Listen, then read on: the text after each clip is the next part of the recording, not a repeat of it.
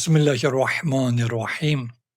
Bu günlerim 1447 yıl Şaban ayının axırıncı günü ve mübarek Ramazan ayının birinci gecesidir.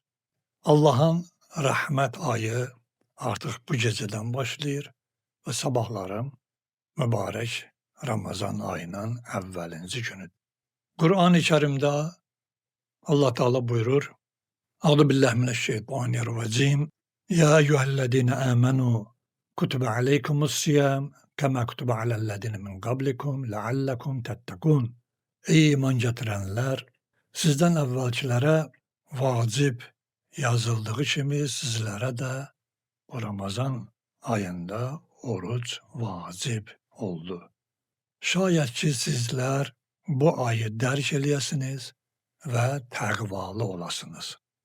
Kur'an ayesinin buyurduğu bu ayenin ahırında bizlere açık aydın beyan edir ki Ramazan ayı insanların təqvalı olması üçündür. Yani ilahi rahmet deryasına gərq olmak üçündür.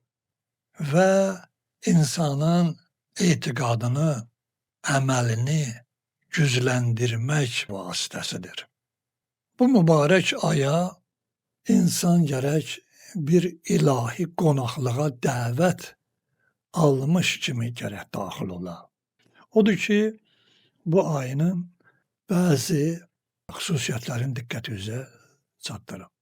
Əvvəl onu qeyd edim ki, Ramazan ayında bir çox hadisələr, mühüm hadisələr baş vermişdir.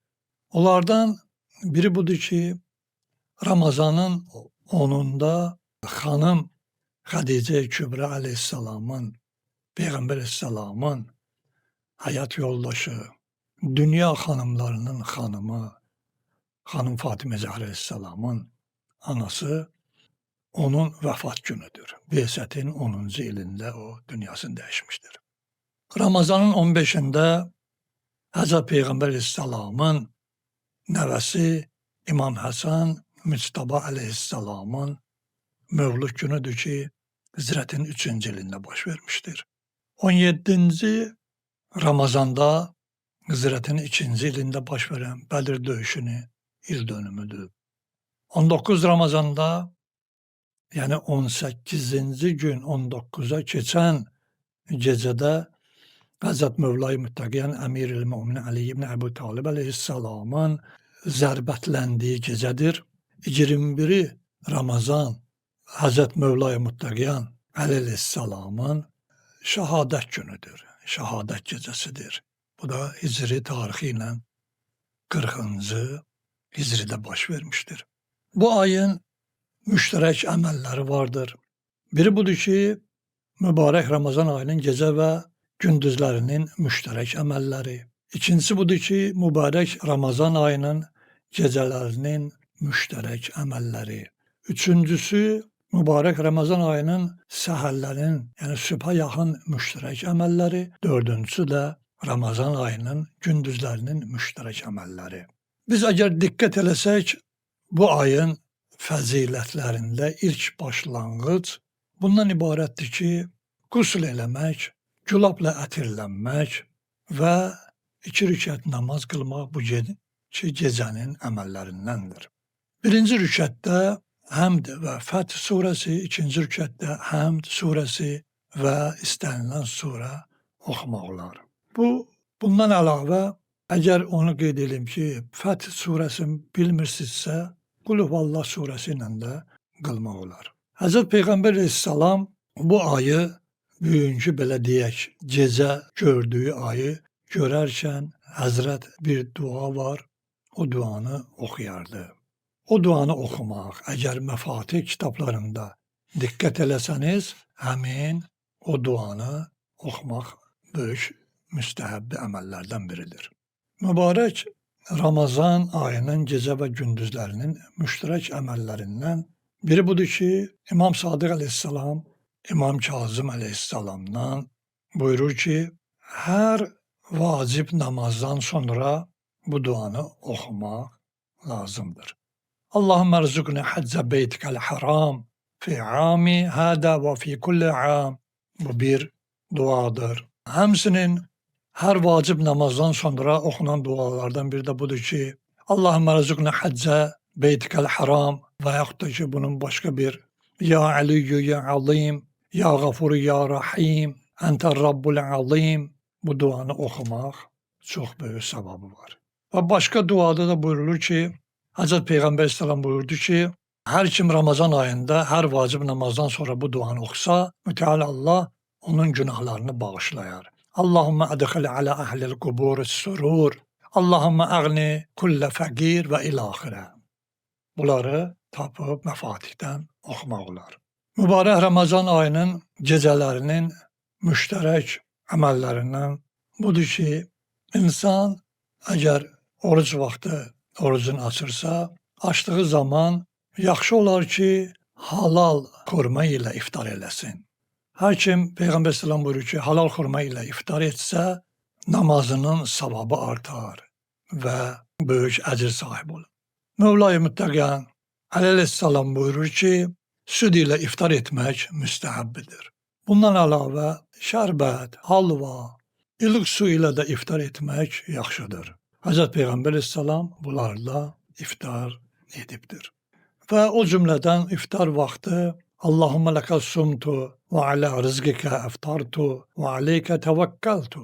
Yəni mənası budur ki, ey Allahım, sənin üçün oruç tutdum, sənin ruzilərinlə iftar etdim, sənə təvəkkül edirəm və qəbul eləginən. Yəni bu kimi duaları oxumaq və yaxud da ki, Bismillah, Allahümme ləkə sumna və alə rizqikə əftarna fətəqabbal minnə innəkə əntəs-səmi'ul alim. Allahın adı ilə başlamaq. Ey Allahım, sənin üçün oruç tutdum, sənin ruzilərinlə iftar edirik, elə isə bizdən qəbul elə, sən eşidən və bilənsən. Və yaxud da ki, iftar vaxtı Bismillahirrahmanirrahim deyib, Ya vasi'al məğfirə iğfirli, ey məğfirəti geniş olan ilahi Allahım, bağışla məni. Və bu kimi duaları oxumaq müstəhəbbidir. Eyni zamanda hər Ramazan ayın gecəsi bu duanı oxumaq günahları bağışlayar. Allahümme Rabbə şəhri Ramazan, əlləzi ənzəltə fihil Qur'an və ilaxirə. Bu duanı oxumaq da müstəhəbbidir.